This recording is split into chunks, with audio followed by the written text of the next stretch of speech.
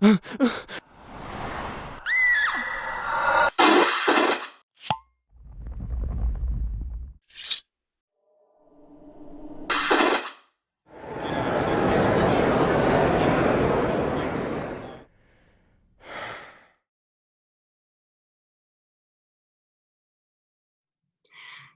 and welcome.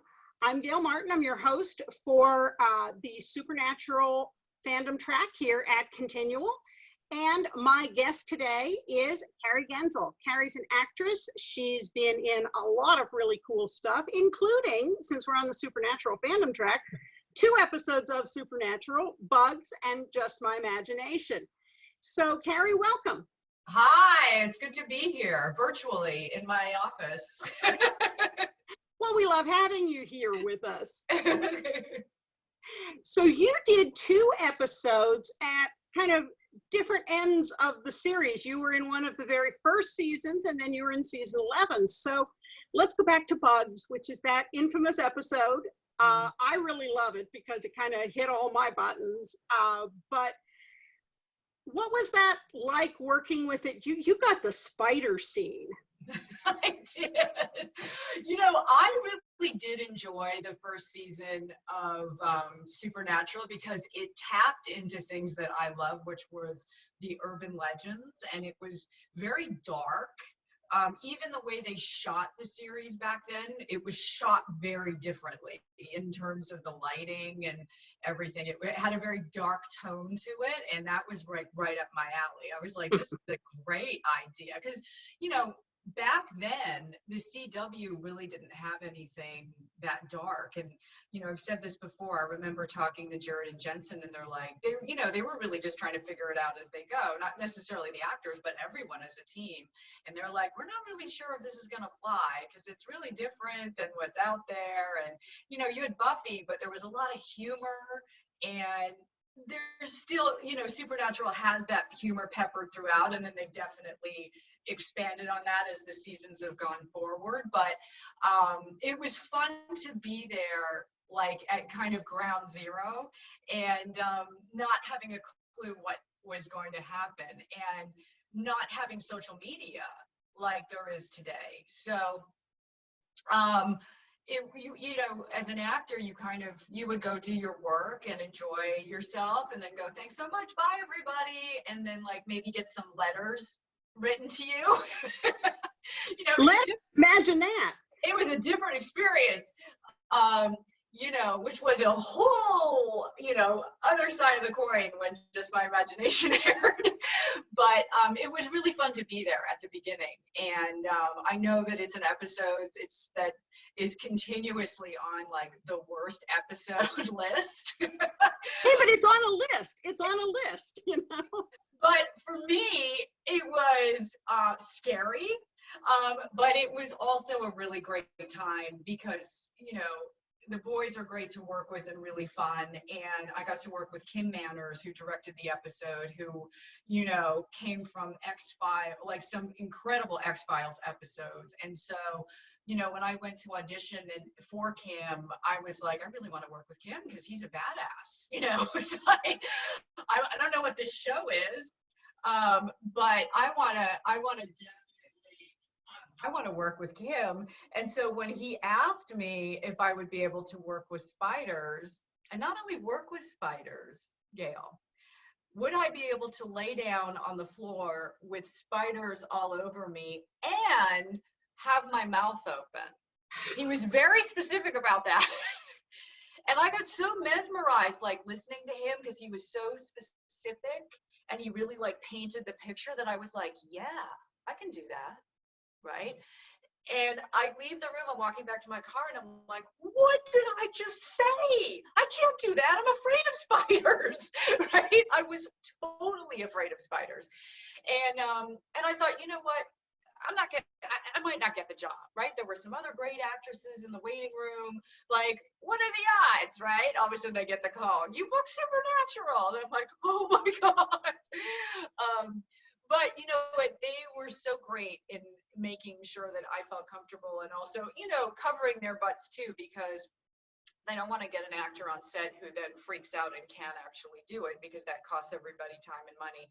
And so they set me up with the bug wranglers before I even went on set, just to kind of talk about the do's and don'ts of spiders, and to make sure that I was comfortable in bug wranglers. Yeah, it was bug wranglers. It's a real thing. There are animal trainers and all of that, but bug wranglers. Yeah, and Gail, let me just tell you what it's like to walk into their trailer. Everything's crawling. It's like I walked in and I'm trying to be really cool, and I'm like sweat pouring down like the sides of my shirt, and I'm like, hey, so what's going on? I'm the spider girl. And so, they were like, well, we're just going to, as we're talking, we're going to talk about some things to do and don't do and what they like and don't like. I'm like, yeah, let's focus on the don't like, because I really want to make some notes there. We're just going to put some spiders on you while we're talking. And I'm like, sure, like casually just throw those on. Okay, yeah, totally cool with that, right? And so he did. He like placed some on my face and my head and whatever. And we're talking, and I did learn how to work with spiders, right? They don't like wet or moist things, right? Good to know. Okay, made a note of that. They don't like air, they'll run, right? And they're actually quite fragile. And I think like just even thinking about that, of like, me typically was like, like, let me kill this thing. But just kind of learning how fragile they really are, it kind of made me think of them in a different way, of like, I felt like I had a responsibility to protect the spiders. And I worked with all different size spiders as well. Like I had the big fuzzy guy with the legs, and then they had the smaller ones when I was dead, because Kim really wanted the movement. Thanks, Kim. And anyway, as we were talking, one of the spiders went in my ear and did not come out. Just stayed in there. And we're talking away, and I'm like, hi, it's in my ear. It went in my ear. And he goes, oh yeah, they do that. They like dark places. And I'm like, okay, are we going to get that out, or will it come out, or what's the plan here? And he's like, okay, just a second. He's like looking around on his desk, and he like took out, I actually have one. He like took out a big pen, did this, and then dug this part in my ear to get the spider out. And he got it out, and he goes, well, if that didn't bother you, you're going to be fine. And he goes, and by the way, when we shoot this, we're going to give you earplugs so that doesn't happen. And I was like, oh, great, problem solved. So all of the spiders I worked with on set, like all of the spiders that you see in that episode are real, with the exception of the ones that come out of the shower head, because shower or water and spiders don't mix. So they had to do that with CGI, but all of the other spiders were 100% real that I worked with. Yeah, so I'm no longer afraid of spiders. Thank you, Supernatural. And I was really proud of myself. The crew actually gave me like a standing ovation. When I rapped, they were like, girl, you have some balls of steel. Like, because I'm not going to mention names, but there were some other, not regular cast members, but there were some guest actors in that episode. One in particular that had a complete meltdown, like on set. And I happened to be there when it happened, and I heard one of the guys in the crew go, have you seen what this girl is going to do? Like, you're worried about this situation? So it is a thing of like, as much as an actor, you're like, yeah, I can totally do that. It can be different when the reality of it is actually happening and things start crawling all over, because, they go wherever they want. And, we did the scene where I'm dead on the floor. We did it twice. And so that meant that we had to reset the spiders. And I had, I think, 3 or 4 different people with little white plastic spoons picking up each spider individually, and there were about 180 of them.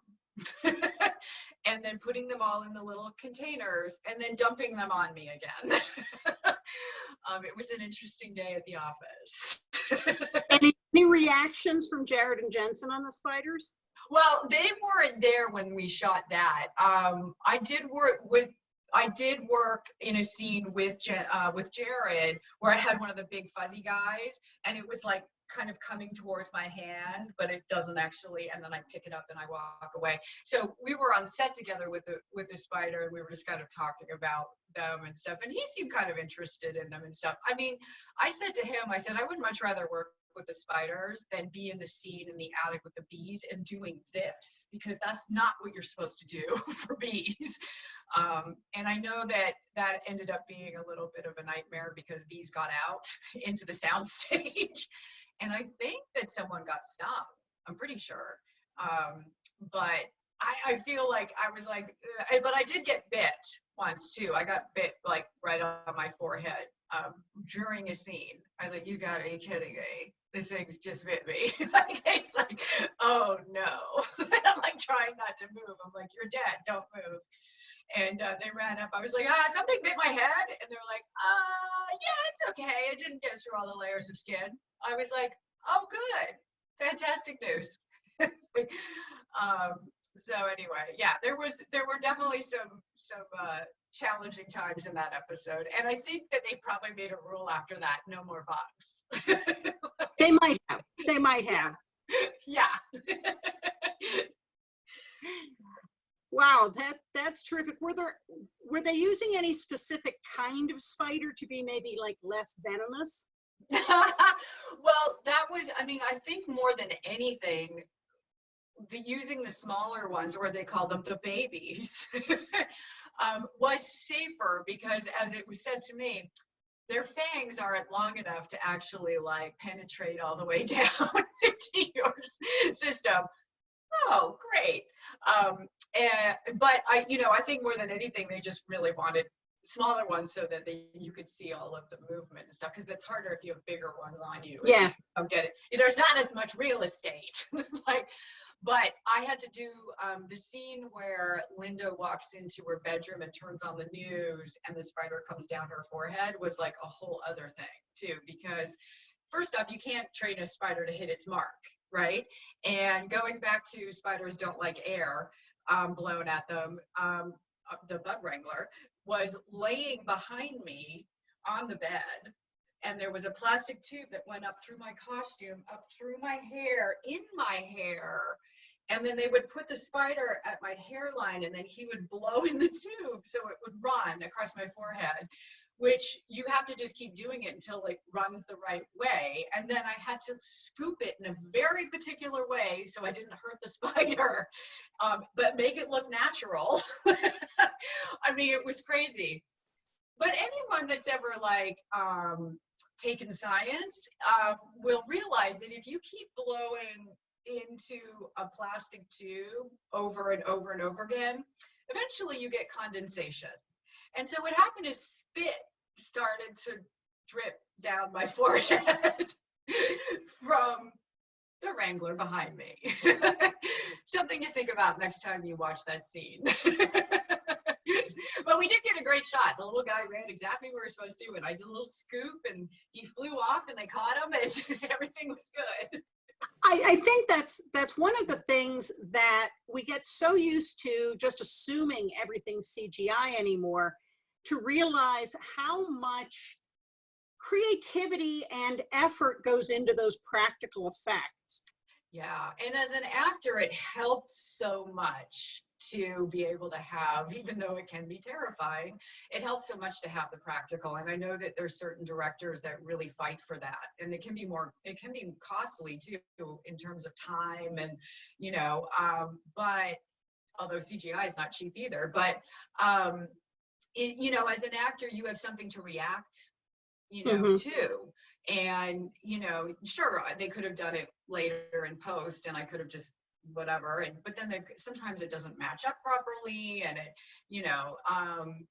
did help to actually have the spider there, And, because you're actually feeling the little feet and, and the whole experience. They tried to put some real spiders in the shower, like high enough or whatever. It just didn't work because, again, it's like you have warm water and there's condensation and there's just a lot going on. So they had to have the visual effects team come and mark everything. And that was a whole other, weird and wacky experience on the set of Supernatural, is like having to take a shower in front of the crew. And then for a long time, because there's different angles, and then they had the effects team come in, and then, thank gosh my brother didn't work on the team then. That would have been awkward. But and then, Linda falls through the shower door. She gets attacked, and so we had to shoot that, which they shot my feet, and so I had to fall, and I'm soaking wet because I've been in there for hours, right, wearing nothing more than tape. And I had to fall forward, like fall, like I'm falling through the door on top of the stunt coordinator, who was lying on a crash pad. He was just lying on the floor doing this, waiting to catch me. And I'm like, this is really odd. Like, you have to do it multiple times because, again, it's getting everything coordinated, the camera, and then like I would scream and fall, and they would throw fake glass into the bottom of the shower and blood. And then I would fall through. So it was a whole coordinated effort. But the poor guy who I had to fall on top of, by the end of it, he was soaked, right? Because I kept falling on top of him. And it was very odd. It was like, so, how's your day going? This is weird. Yeah, I definitely had some interesting memories from that episode. You talk about the spiders. I had just seen a clip from one of the conventions where Jared and Jensen were talking about the scene in Yellow Fever where the big snake comes down over Jensen's shoulder. Right. And he hadn't been expecting it to be that big of a snake or that close. And apparently Jared said he got up and ran. Jared got up and ran all the way back to the Video Village where everybody else was. Oh, and my God. What are you doing here? You're supposed to be on the set. Oh no. And meanwhile, Jensen's got this gigantic snake. Right. And he said, the head's as big as my fist and it's right there. But yeah, Jared apparently laughed. Right. I think I would still rather work with the spiders than the snakes. Snakes, while I was shooting that episode, while I was shooting Bugs, they were casting for Snakes on a Plane, which they shot in Vancouver. And I was like, okay, I'm good now with the animals. Like, I don't need reptiles now. Like, I'm good. I feel like I've hit my fear factor moment. And luckily I didn't get called in for that. But I thought, I don't know if I could do that. Like, and then, while they were shooting, we kept hearing all these stories of actors getting freaked out. Even Sam Jackson, apparently, because of the snakes. But, yeah, I don't know. It's a very infamous episode. I'm proud to be a part of it, but I'm also very, very proud to be in one of the fan favorite episodes. Just my imagination. I felt like I had redemption. But still something on my face. I don't know why I always need to have something on my face when I'm on the show. But that was just so much fun to be a part of from start to finish. And again, another incredible director with Richard Speight Jr., who just killed it and knocked it out of the park. I had no idea until I think the day we wrapped that he had never directed before. Because you just never knew that. He's an actor at heart and he knows how to talk to actors, and has such a great relationship with, the boys and the cast and the crew, that I just felt like he'd always been there. And so, it was a really great experience. And I knew when I got the script, I'm like, this is a really special episode. It's an episode that still when I see it, will make me laugh, and I always cry. It kind of has everything, you know. And Jenny Klein, who wrote the episode, just does such a beautiful job, I think, of writing that episode and really kind of hitting all the notes that it should hit.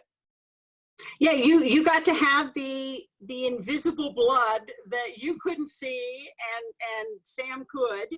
Right. And, yeah. Yeah.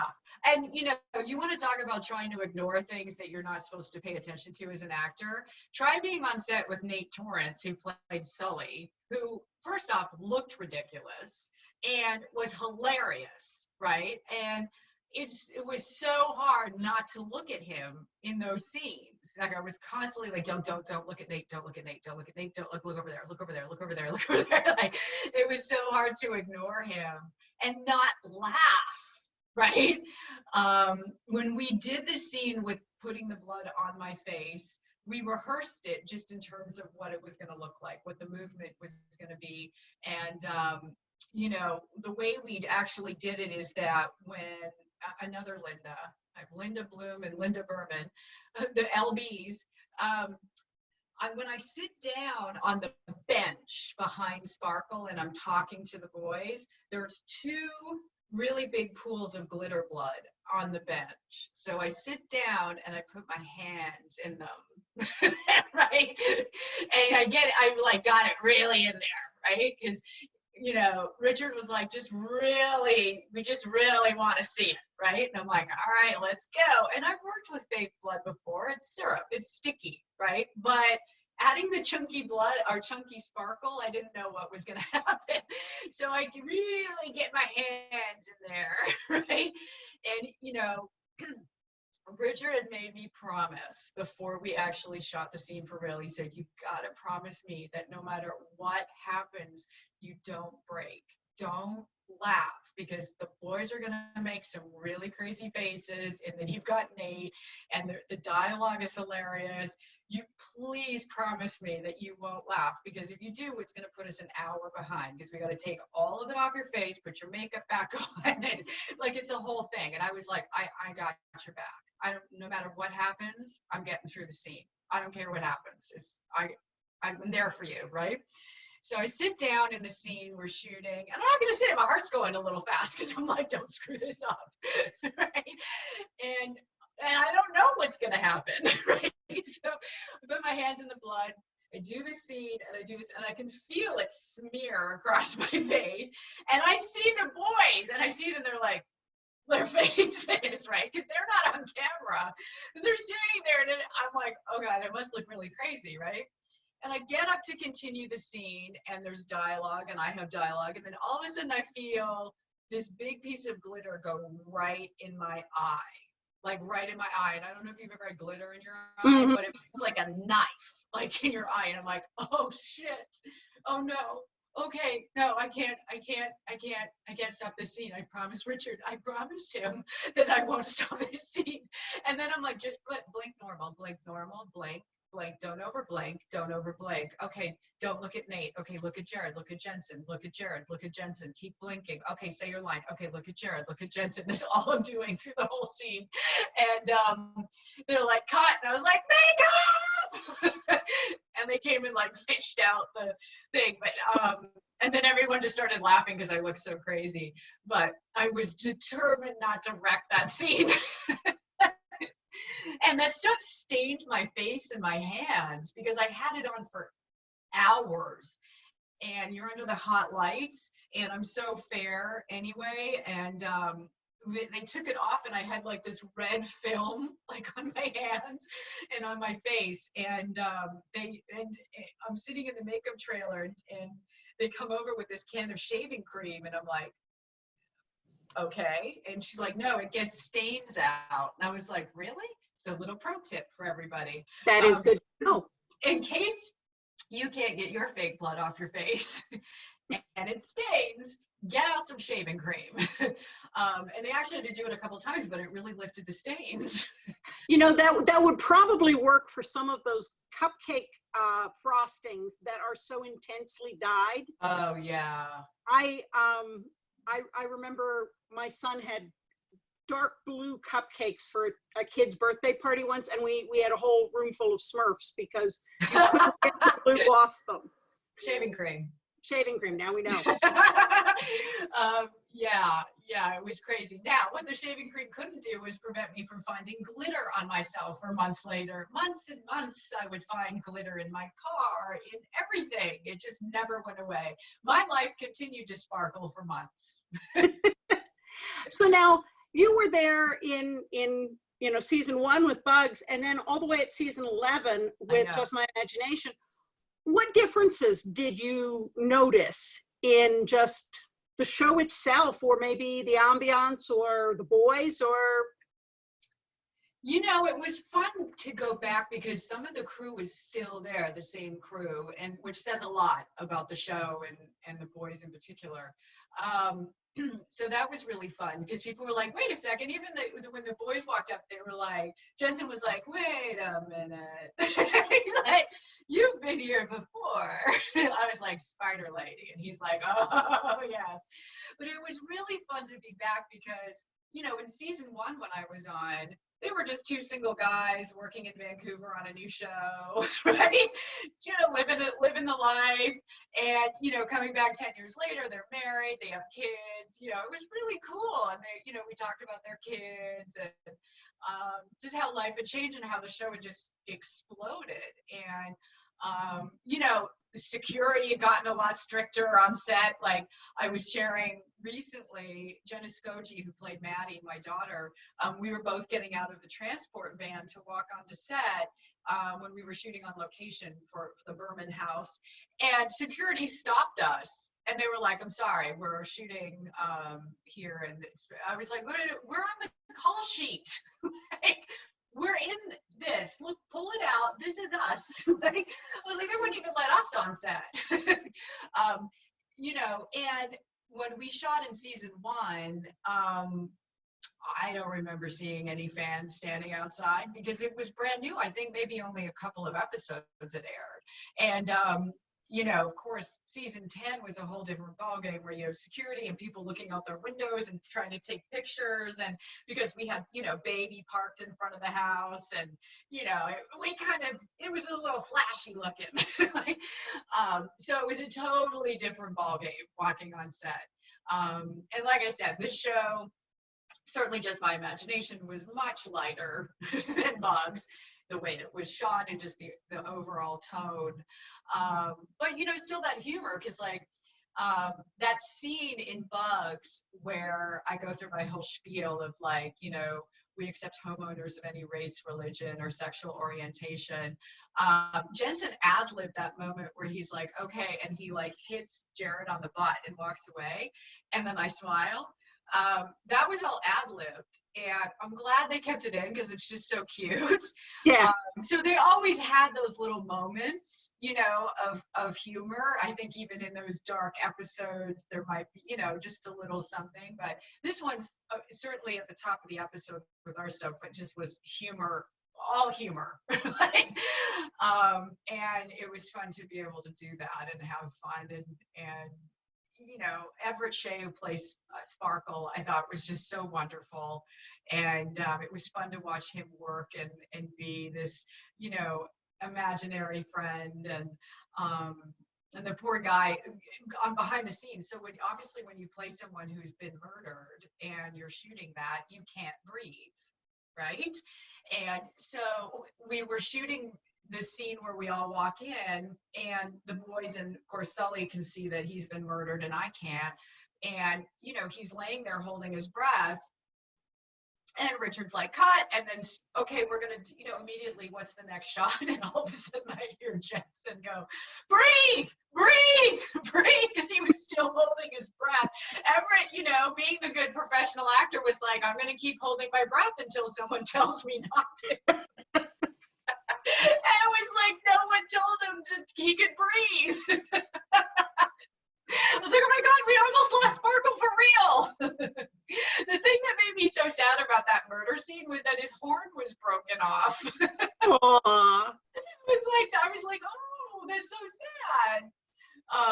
And one of the things things that made me laugh so hard is when Everett first came out of hair and makeup as Sparkle. I was coming out of my trailer. We were walking to craft service, and nobody even looked at him twice at all. And I said, you know, you're working on Supernatural when this situation doesn't even faze anybody. There's a walking, talking manicorn going to craft service. No one cares. You're either on the set of Supernatural or you're at a convention. That's true. Yeah. The crew was just like unfazed. Yeah.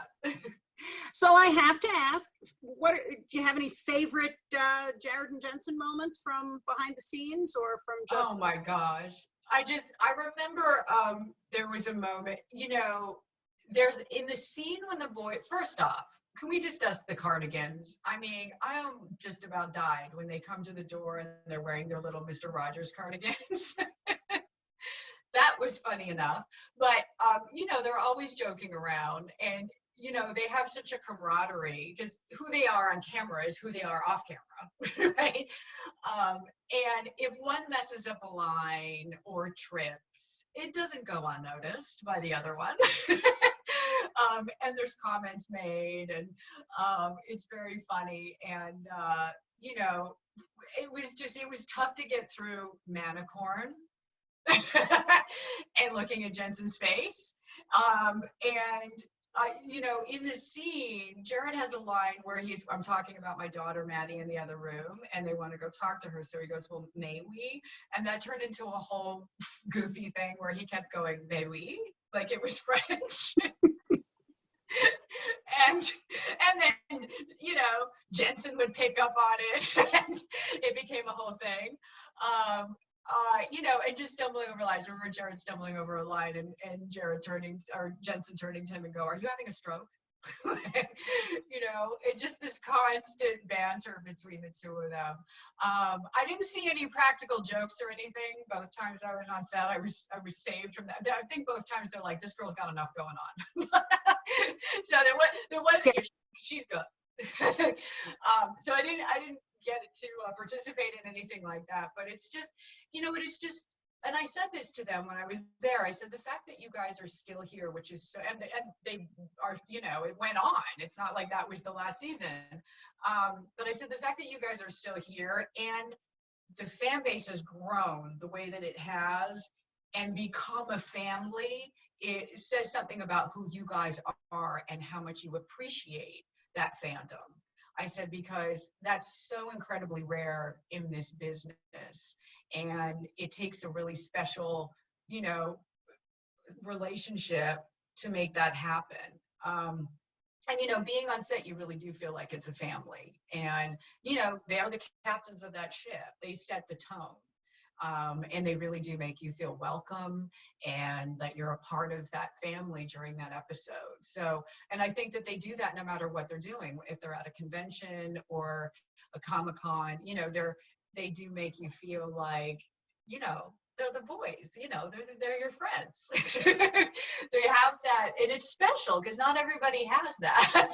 Mm-hmm. But they really are so appreciative of the support that they've gotten over the years. And I think it's incredible how open and honest that they've been, as well as I know Misha as well, about their struggles in their lives and, their journey, which has really helped a lot of fans feel not so alone. And I think it's easy, especially for a show that has had the success that it's had, for people to put actors up on this pedestal and forget that, they're real people. And just because they're on a television show doesn't mean life doesn't happen to them. And I think that they've really been really instrumental in breaking down that, false curtain of perfection to say, this is who we are.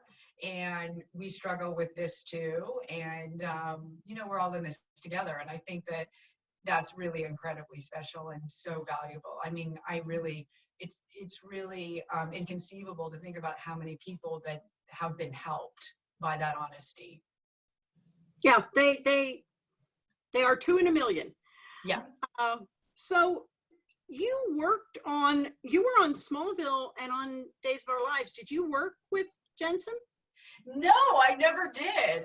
When I was on season 1 on Supernatural, I talked to Jensen a little bit about that, about being on days, but we never had scenes together, which is really funny. No, our paths like did not cross until Supernatural, which is funny. It was like, it's funny how that happens in this industry, that there's people that you kind of almost, work with, or I had that conversation with Michael Shanks because we had worked on a Hallmark movie a few years ago now, but there were other projects that we were both in, but we never worked together. Which was really funny. So I had done a Stargate, but didn't work with him. And we were both in a Lifetime movie called The Pastor's Wife, and we never worked together. And it was just so funny. I'm like, finally. And it's funny, we actually have the same agent in Vancouver. So I was like, we're finally going together. And it was worth the wait because we had so much fun working together. But it's funny how there's people that it's like you're circling, and then hopefully you're like, hey, you get to have some fun on set. So what are you working on now? Do you have some new projects, some new things coming up? I saw that you're producing, maybe looking at some feature films. What's new and next, and what are you doing? Staying safe. I'm doing a lot of time in my office. I shot a couple of Christmas movies last year, so I know that they're working to get those, to find distribution for those, and everything's just a little, not the way that it was. So I know they're working hard to find a home for those, and hopefully they will air this year, which is always fun. And people love those Christmas movies.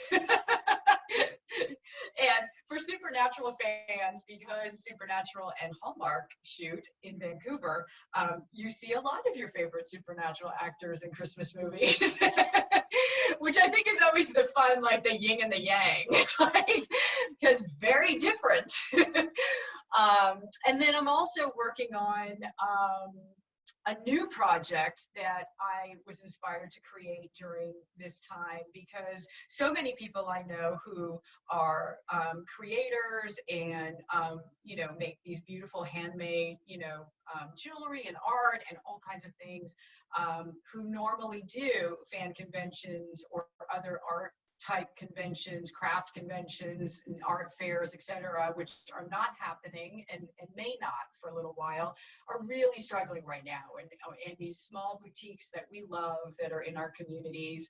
And so I was really inspired to start something virtually to support those people and promote what they do and their products, and that's called the Vendors Room, which you can find at thevendorsroom.com.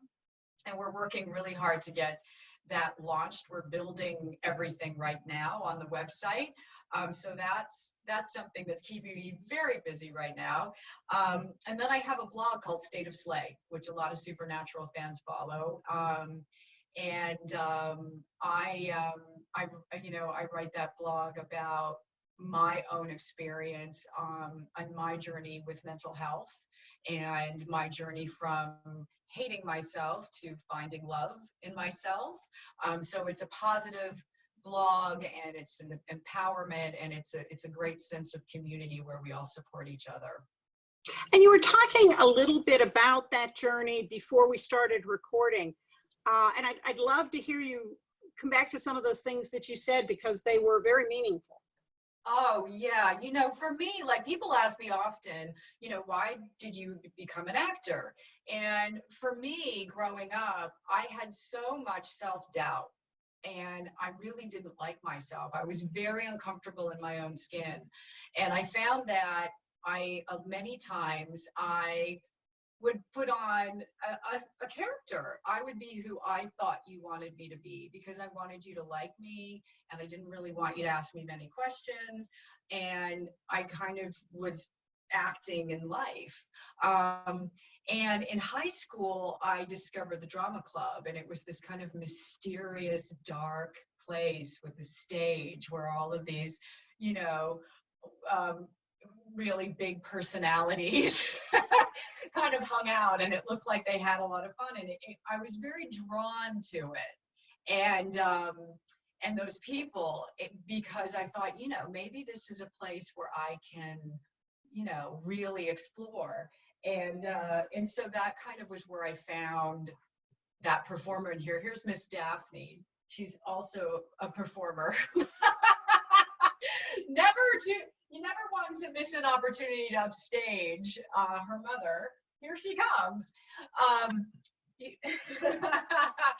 And, you know, it really was like, earlier we were talking about people, you know, drama teachers, and, you know, my drama teacher in high school really, Mr. Gautier, who's since passed on, was very instrumental in giving me the space I needed to find my confidence to get up on stage and to find that voice. And I remember the day that our last day of school, I went into his office to say thank you. And he said, you know, when you first walked in to my class, we couldn't get you to say anything, and now we can't get you to shut up.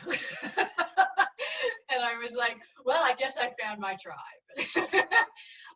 But, you know, acting for me was really a place to escape the negativity that was going on in my head. And I know that there's a lot of actors that use those characters they play or their work to do just that. And fortunately for me, as I kind of moved through life and realized that I needed to work on that, and that was no longer working. I could no longer run from who I was. You know, I learned to love myself, and I did a lot of work and had a lot of help in that journey. But, you know, because of that, now my motivation for acting changed, and it's become a more positive reason, and a reason to you know, tell story and collaborate and connect with others. And you have a chapter in There'll Be Peace When You Are Done. I do. And so do I. I have it right here. I'm so excited, and it's such a love letter to the fans of Supernatural. Here it is. To the fans of Supernatural, and my blog State of Slay, and just how we've really connected through our vulnerability and our stories and our journey, and given each other strength and support. And I think that that's what's so beautiful about this show and the fandom, is that, you know, it's beyond just the show. And that's why this show will live on forever. The legacy of this show is not just the show and a great story and great characters. It's all of this other stuff that's come about, you know, random acts and all of these like incredible nonprofit, you know, companies and things that people get involved in, and the acts of kindness that have come from the family, you know, and the fandom. So that's really, I think, what's incredible about about the fandom and about the show, is that it's really turned into something so much bigger, and that's incredibly unique and special. Well, Carrie, thank you so much. The time has gone so quickly, and I love hearing your stories, and I love your photobombing dog in the background. I know, right? It was like she was on a pogo stick. Eyes just kept coming up and down. Yeah. But thank you so much for taking time to be with us. Love hearing the stories, and hope our paths cross at some time when the current unpleasantness is over. But best luck with your blog and the new startup. I think it's a terrific idea. And thank you so much for taking the time to be with us today. Thank you so much, Gail. It's been so much fun, and stay safe, everyone. Well, you too. I'm Gail Z. Martin, and our guest today was Carrie Genzel. This is the ConTinual Supernatural fandom track. So stay tuned. We've got a lot more fandom and Supernatural coming your way. Thanks for joining us.